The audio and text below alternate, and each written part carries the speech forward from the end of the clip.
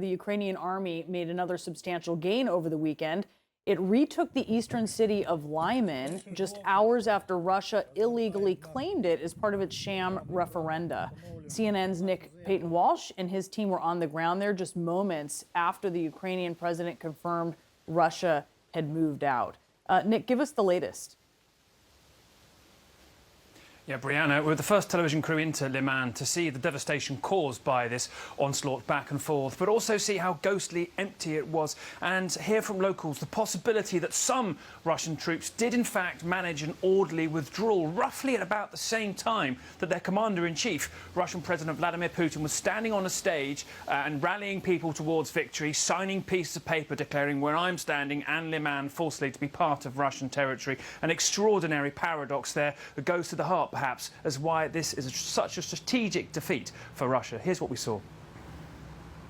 It may not look like much, but this is where Putin's defeat in Donetsk began. A prize from the last century, perhaps. But trains and tracks are still how Russia wages war today. Liman, what's left of it, now freed of Russia. Well, this is what it was all about. The central railway hub, here now in Ukrainian hands and devastated by the fighting. And this was such a seminal part of Russia's occupation of Donetsk and Luhansk. The concern for Moscow is the knock-on effect this is going to have for their forces all the way to the Russian border. On the town's edges, we saw no sign of the hundreds of Russian prisoners or dead that had been expected to follow Moscow's strategic defeat here, nor inside it either. Perhaps they have already been taken away. Instead, utter silence. Only local bicycles on the streets. Several residents told us the Russians actually left in large numbers on Friday. They left in the night and the day, people said. I didn't see it myself, but they say they sat on their APCs and their bags were falling off as they drove. They ran like this. It would be remarkable timing that Russia fled Liman in the very same hours that Putin was signing papers declaring here Russian territory and holding a rally on Red Square. A similar story in the local administration, where the only signs of Russia left are burned flags. They ran away without saying a word to anybody, he says.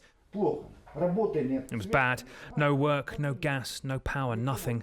The shops didn't work. It truly feels as if there is nobody left. A ghostly silence here, apart from occasional shelling and small arms fire. And it is, for so much of this town, utterly destroyed. So many locals, we're told, leaving when the Ukrainian push towards it began. But now it's just this utter ghostliness in a place that's such a strategic defeat for Russia. Gunfire in the distance. They're nervous some Russians may be left. Outside what's left of the court, the constant change and violence is too much for some. Her husband just arrested. Понимаете, сказать вам правду.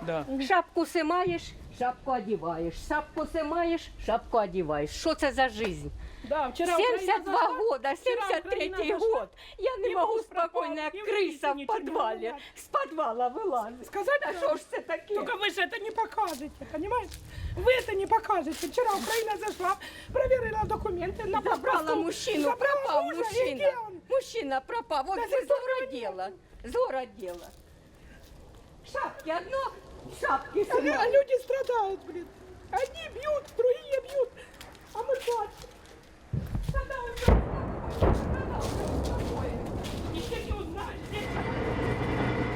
The Ukrainian troops we did see had already stopped celebrating. There is little time. They're on the move again. Another Russian target further east, Kreminna, in their sights. And those left in Liman, a town cursed to have these bars of rusting steel running through it, are gathering the ruins to burn for fuel with winter ahead. Left in the wake of Russia's collapse here, a town they took weeks to occupy, but only hours to leave.